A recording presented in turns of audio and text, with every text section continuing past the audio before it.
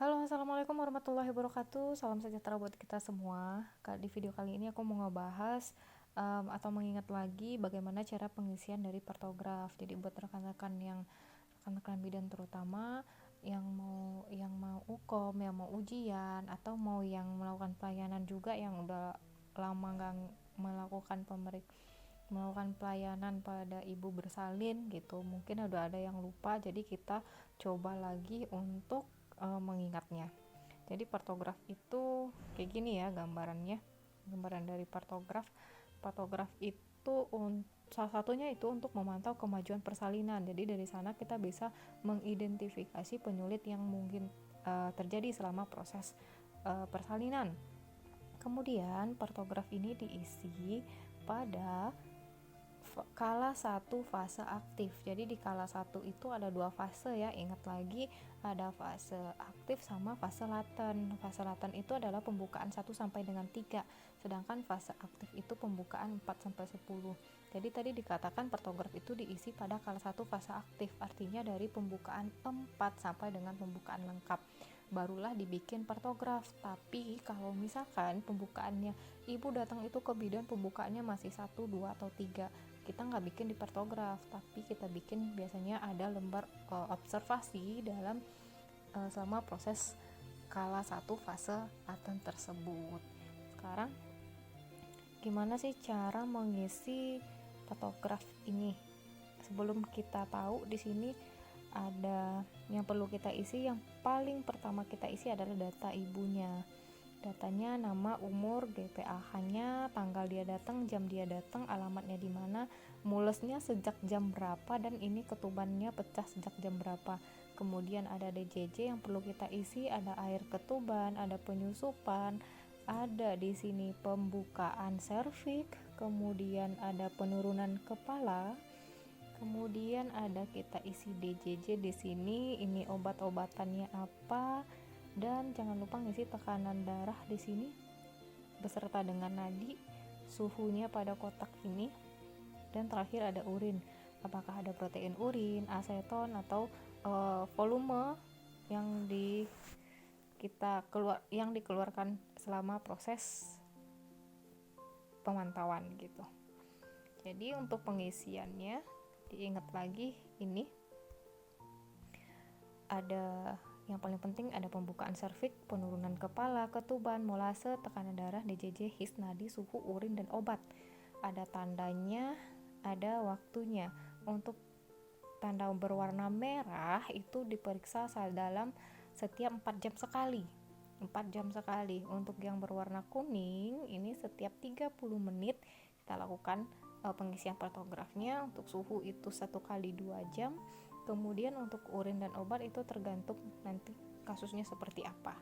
Kalau misalkan ternyata dalam prosesnya ada pengeluaran urin, kita catat, atau dalam prosesnya kita ada pemberian obat, misalkan oksitosin, kita catat di lembarnya. Tadi udah ada kolom-kolomnya ya. Nah sekarang kita mulai dari yang pertama. Untuk mengingat lagi, ya apa sih yang kita hitung dalam setiap 4 jam sekali yang bikin kita bingung, ini mana yang sekali 4 jam, mana yang 2 jam. Yang 2 jam itu cuma suhu. Terus yang 4 jam itu misalkan kayak kalau misalkan kita lakukan periksa dalam, kita akan mengetahui pembukaan, penurunan kepala dari pemeriksaan dalam. Jadi pemeriksaan dalamnya kita hitung 1 kali 4 jam.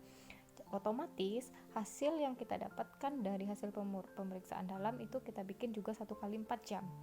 Jadi yang kita bikin 1 kali 4 jam dari pemeriksaan dalam, kita tahu ada pembukaannya dari sana, penurunan kepalanya, ketubannya, molase, serta tekanan darahnya. Nah yang perlu digarisbawahi juga, ini nggak selalu 1 kali 4 jam. Kalau misalkan dalam proses pemantauan ternyata belum cukup 4 jam, misalkan dalam waktu 3 jam aja ketuban pecah. Ketika ketuban pecah, kita harus segera melakukan periksa dalam. Jadi di sana kita harus langsung isi di partograf, walaupun belum 4 jam, kita langsung isikan di partograf, karena kita isi setiap melakukan pemeriksaan dalam, kita masukkan ke partograf. Tapi idealnya seperti ini jika hasilnya tidak ada ketuban yang pecah pada saat kita proses pemantauan gitu, atau ketubannya udah pecah di awal gitu. Jadi kita lakukan proses tetap 1 kali 4 jam gitu. Kita langsung ke ininya tadi. Kalau untuk pembukaan itu kita isi dengan tanda silang sesuai atau sejajar dengan garis waspada. Jadi tadi ada pada partograf itu seperti ini, dan di sini ini garis waspadanya, di sini ini garis bertindak di sebelah sini. Jadi dia mulainya dari pembukaan 4 tuh. Nah, jadi pengisiannya diisi dengan tanda silang sejajar garis waspada. Nanti kita akan jelaskan yang seperti apa. Jadi ingat aja, pembukaan serviks kita isi dengan tanda silang, penurunan kepala kita isi dengan tanda bulat gitu, bulat pada garisnya nanti. Jadi penurunan kepala itu dengan perlimaan, jadi ada 5/5, 4/5, 3/5, 2/5, 1/5, dan 0/5. Ingat lagi, dikatakan dia masuk PAP itu ketika pembukaan 2/5 atau hot 3+. Kemudian ada ketuban. Cairan ketubannya itu kita tulis dengan tanda U jika ketubannya itu belum pecah atau utuh, kita isi dengan U. J itu udah pecah, warnanya jernih. K itu udah pecah, kering. D itu bercampur darah, M itu bercampur dengan mekonium. Jadi diisi sesuai dengan kasus. Kemudian molase atau penyusupan kepala. Nah, itu kita tahu juga dari periksa dalam. Kita isi dengan tanda 0, 1, 2, dan 3. 0, 1, 2, dan 3. Kita isi 0 ketika kita raba ternyata tulangnya terpisah. Tulang kepalanya terpisah, kemudian 1 bersentuhan, 2 tumpang tindih tapi masih bisa dipisahkan, 3 dia tumpang tindih tapi tidak bisa dipisahkan.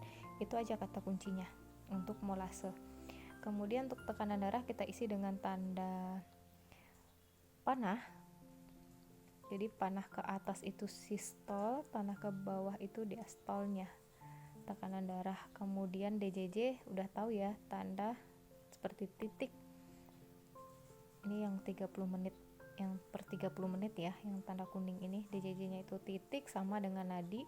Dan untuk HIS itu juga per kotaknya itu bernilai 30 menit. Jadi HIS itu ketika HIS-nya dikatakan di bawah 20, di bawah misalkan 3 kali dalam 10 menit selama 20 detik gitu. 20 detik di bawah 20 detik ya. Artinya kalau di bawah 20 detik itu dimulai dari 19, 18 sampai ke bawah. Itu kita isi dengan tanda seperti ini. Nanti di partograf itu udah ada langsung dibikinkan. Tapi kalau misalkan dalam soal ujian kita mau tes atau apa, itu nggak dibikinin ya, kita suruh nebak nanti yang mana gitu. Nah, ketika dia lama HIS-nya 20 sampai 40, artinya 20 sampai 40 kita isi dengan tanda garis tapi nggak penuh gitu. Nah, seperti ini. Kemudian untuk dia di atas 40, ini di atas 40 baru kita isi dengan kotak hitam sempurna gitu. Jadi nggak ada garis-garisnya, bener-bener sempurna hitamnya gitu. Di atas 40 ya, di atas 40 artinya 41, 42, 43. 40-nya kemana? 40-nya ke sini, karena tadi dikatakan 20 sampai dengan 40. Nah, ini kalau 20 artinya juga di sini, bukan di sini ya. Ini di bawah 20. Di bawah 20 itu 19 gitu. Ini di atas 40. Ini di atas 40, di atas 40 itu artinya 41. Oke. Ini kasusnya simple ya, kita bikin ya. Ibu G3P2A0H2 UK 38-39 minggu datang ke bidan pukul 5.55 WIB, mengeluhkan sakit pinggang menjalar ke ari-ari, keluar lendir bercampur darah sejak pukul 1.30. Dari hasil pemeriksaan pukul 6, hasil pemeriksaannya itu dilaksanakan pukul 6 gitu. Jadi didapatkan tekanan darahnya 110/70, nadinya 80, suhunya 36,5, pembukaan serviknya 6 dengan his 3 kali dalam 10 menit selama 40 detik. Ketubannya belum pecah, penurunan kepalanya sudah di 2/5 dan tidak ada molase, serta DJJ-nya 137 kali per menit. Silakan rekan-rekan kalau ada yang mau catat soalnya dulu atau ada yang udah nyiapin partografnya, kita bisa langsung jawab ya. Jadi udah dicatat ya, silakan ya catat dulu soalnya. Oke, yang perlu diingat sebelum kita selesaiin kasus tadi, di kasus yang paling penting dalam pengisian partograf adalah ini, mengisi pembukaan serviks. Yang utama yang kita isi adalah pembukaan serviknya berapa, kemudian baru kita lanjutkan dengan pengisian partograf yang lain, baru dilanjutkan dengan pengisian ini, DJJ dan lain sebagainya. Yang paling utama kita isi adalah tanda pada pembukaan serviknya. Jadi pembukaan servik itu kita isi dengan sejajar garis waspada. Ingat sejajar garis waspada. Tadi dikatakan ketika jam 6 pagi pembukaan serviknya adalah 6. Bukan kita bikinnya bukan di sini ya. Salah. Bukan. Ini kan gak ada garis waspada. Dia harus sejajar garis waspada. Di mana kita bikinnya? Di sini. Mana 6? Di sini. Ini sejajar 6 ya. Ini 6 nih. Kita isi tanda silang di sini. Sejajar garis waspada, di garis waspada banget. Jadi isinya di sini. Kita isi di ini 6. Sejajar garis waspada. Kemudian baru kita lanjutkan, ini udah kebikin duluan ya. Dia datangnya pukul 6. Artinya garis ini adalah garis pukul 6, garis ini adalah 6.30, ini garis pukul 7. Begitu seterusnya. Kemudian dia tadi dari sana didapatkan bahwa penurunan kepalanya 2/5. 2/5 ini yang kedua ya. Kita sejajarin dengan garis ini. 2/5. Isinya di sini. Jadi sejajar semuanya kita isi dari sini ke sini. Yang sebelah sini nggak ada kita isi karena yang sebelah sini itu nggak kita isi lagi, yang isi sesuai dengan ini patokannya sampai ke belakang itu yang kita isi. Jadi sebelah sini nggak perlu kita isi lagi. Nah biar nggak bingung, ini yang udah jadinya. Tadi kita udah isi nih, dia pembukaannya 6 di sini udah kita isi, udah ya kelihatan ya pembukaan 6 sama penyusupannya 2 gitu di pukul 6. Nah, terus kita mau ngisi ke bagian atasnya boleh, silahkan kita isi dari DJJ. Misalnya di kasusnya DJJ 137, sejajarin aja 137. Ini kita bikin banyak ya. 137 ini garis pertama ini. Kemudian dikatakan bahwa ketubannya itu belum pecah gitu. Artinya kita isi dengan tanda U, dan tidak ada molase, artinya kita isi dengan tanda 0 di sini. Semuanya ini sejajar satu garis. Kalau rekan-rekan perhatikan nih, semuanya diisi dari batas garis ini sesuai dengan garis waspada tadi. Semuanya diisi di sana. Terus dikatakan kontraksinya 30 kali 3 kali dalam 10 menit selama 30 detik. Jadi ini satu kotak 1 2 3 kali dalam 10 menit. Jadi satu kotak yang ini itu bernilai 10 menit. Kemudian kotaknya itu kan ada 5, 1 2 3 4 5. Kalau 3 kali berarti kita isi sampai kotak ketiga. 4 kali kita isi sampai kotak keempat. 5 kali kita isi sampai penuh kotak kelima. Itu 5 kali, 3 kali gitu dalam 10 menit selama, misal tadi dikatakan selama 40 detik. Nah, 40 detik itu seperti ini. Di sini juga udah dijelaskan nih. 20 sampai 40 tandanya adalah seperti garis, bukan hitam bulatan kosong gitu. Gitu ya. Kalau dia 20 tuh bisa kayak titik-titik aja. Seperti itu. Karena dia 40 artinya seperti garis. Kenapa bukan bulat hitam penuh? Karena bulat hitam penuh itu di atas 40. Di atas 40 itu berapa? 41. Seperti itu. Kemudian untuk tekanan darah ini udah pasti bisa ya kalau untuk tekanan darah. Yang penting sejajar dengan ini, yang penting tadi sejajar dengan ini sistolnya 110 sejajar ini, kemudian per 70, dan di sini juga ada nadinya. Ini nadinya itu di sini 80. Nah, suhunya juga ada 36,6 ya. Dan ketika itu udah selesai tuh lembar pertama pada pemeriksaan pertama. Ternyata pada pukul 9 ini ya. Nih yang kita bikin di sini itu adalah garis pukul 9. Pukul 9 ternyata ketubannya pecah. Itu kan belum 4 jam ya. 4 jamnya pukul 10 harusnya. Ternyata pukul 9 ketubannya pecah. Ketika ketuban pecah, kita segera lakukan pemeriksaan dalam. Ternyata pukul 9 itu pembukaannya 8. Nah, kita bikinnya di sini garis jam 8-nya. Kita bikinnya di garis jam 8-nya ini. Nah, di sini karena silangnya otomatis di sini bukan sejajar garis waspada ya. Yang sejajar dengan garis waspada itu hanya pengisian awal pertama kali dalam pengisian partograf. Kalau yang berikutnya sesuaikan aja, bukan 8 artinya di sini. Nanti kita garis ke sini gitu. Jadi enggak sejajar. Yang berikutnya harus sejajar garis waspada, enggak ya, pasti enggak mungkin ya. Jadi kalau pukul 9 ya kita bikinnya di sejajar jam 9, dia jam 9 kata VT berarti di garis ini, dia di pembukaan 8 kita tarik juga garis ke sini. Nah, kita isinya, makanya kita isi di sini tanda silangnya. Nah, yang lainnya tetap ngikut lagi, di sana dikatakan jernih kan ketubannya, kita bikin J.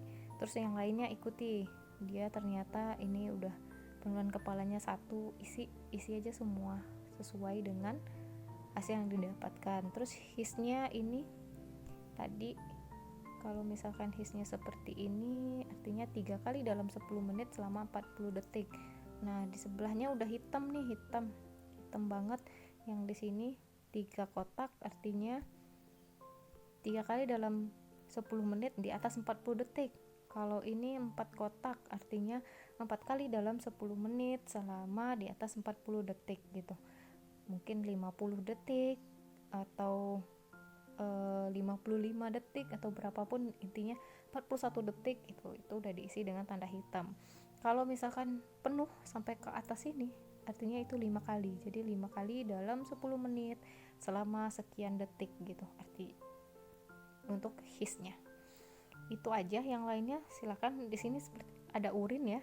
Kenapa urinnya nggak di garis ini? Karena urinnya itu ternyata kita terjadi pengeluaran urin pukul 7. Misalkan jumlahnya 100 cc gitu, kita bikin di pukul 7. Di sini untuk obatnya kita nggak kalau misalkan ada mau ngasih obat misalkan oksitosin, kita tulis di sini, sesuaikan patokan jamnya di sini. Misalkan ada kasus yang mengharuskan kita memberikan oksitosin, dikasihnya jam 9 gitu, kita isi pada kotak yang sejajar dengan garis jam 9 setelahnya gitu. Jadi itu ya cara pengisian partografnya. Jangan lupa isi data-datanya.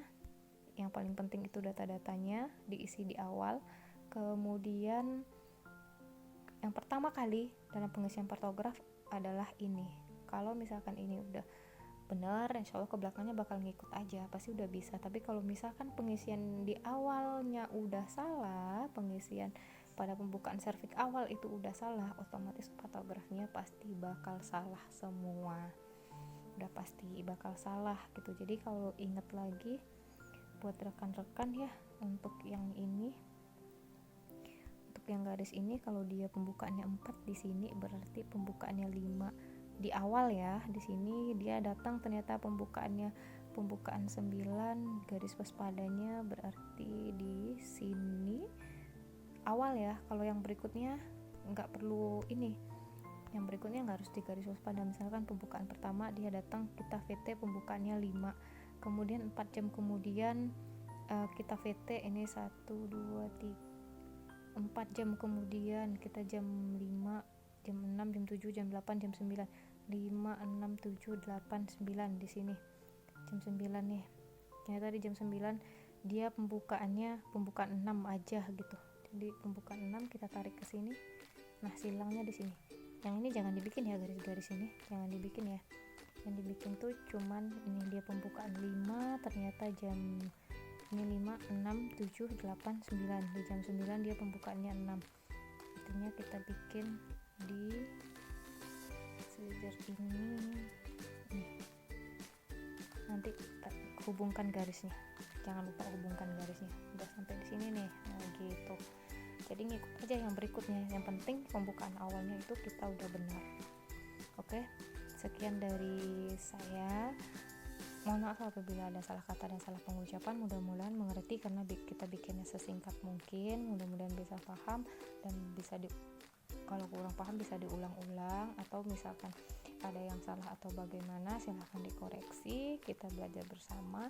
Semoga apa yang saya sampaikan bermanfaat. Mohon maaf apabila ada salah kata, salah pengucapan, dan salah penyampaian ataupun salah pengertian. Ambil yang baik-baiknya. Terima kasih, jangan lupa like, comment, share, and subscribe. Wassalamualaikum warahmatullahi wabarakatuh.